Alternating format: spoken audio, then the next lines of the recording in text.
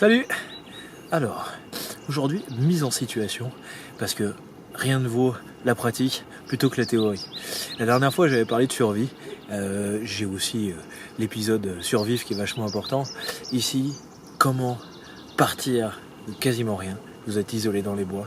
Vous savez pas comment vous êtes arrivé là, peu importe en fait. C'est vous êtes isolé dans les bois. Comment partir de ça pour arriver à ça. Suffisamment d'espace pour glisser un homme, être abrité de la pluie et du vent. C'est la meilleure solution et le meilleur moyen d'éviter l'hypothermie. Ça, évidemment, plus un bon feu. Maintenant, comment faire un feu? Très simple. Alors, première possibilité, utilisez votre bout de pain. De manière très simple, vous allez venir gratter et faire un maximum de copeaux.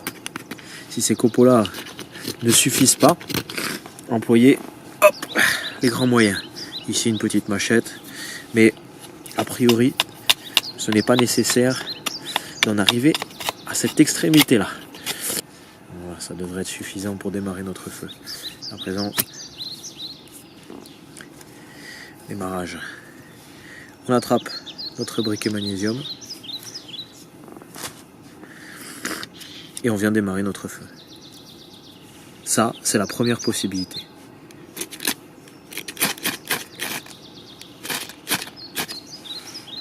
Et voilà. Venir fermement enflammer l'ensemble. Et après, juste avec du petit bois, vous allez pouvoir venir alimenter votre feu. Et c'est parti. Deuxième possibilité, et ça, c'est ma petite préférée.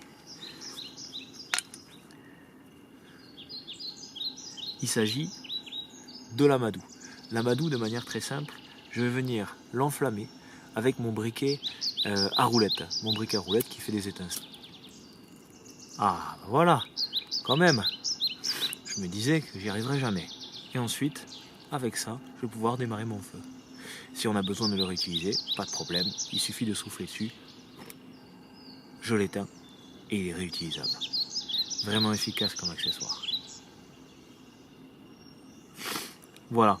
En ce qui concerne les autres accessoires, beaucoup de choses. En partant des moyens de signaler votre présence, un sifflet ultra efficace, vraiment important. Il s'agit d'un des premiers nécessaires de survie. Et ça, s'il y a une chose à ne pas oublier, c'est le sifflet de survie. D'autres allumes-feu sous forme d'amadou. Évidemment, la petite couverture de survie qui peut prendre différentes formes, qui peut vous permettre de faire pourquoi pas un tarp ou un abri de survie. Petite boussole, important de voir si elle fonctionne bien, qu'il n'y a pas besoin de taper dessus pour voir si le nord est bien au nord et vice versa. Ici, un kit de pêche avec des hameçons, ardillons, sans ardillons, trombone, tout ce qui va être hameçon, etc. Briquet, pas briquet, miroir de signalisation, c'est important de vous faire visible un maximum à condition de survie. Du duct tape, ça c'est vachement bien. Moi je l'utilise tous les jours, simplement pour réparer des conneries. Si jamais la toile est perforée, votre tissu de chaussures, votre de veste qui est déchiré ou n'importe quoi, c'est vachement intéressant. Et ensuite, une petite pochette étanche pour ranger un tas d'accessoires. Voilà mes amis, c'est tout pour cet épisode-là. J'espère qu'il vous aura plu. En tout cas, moi, je me suis bien marré. Salut!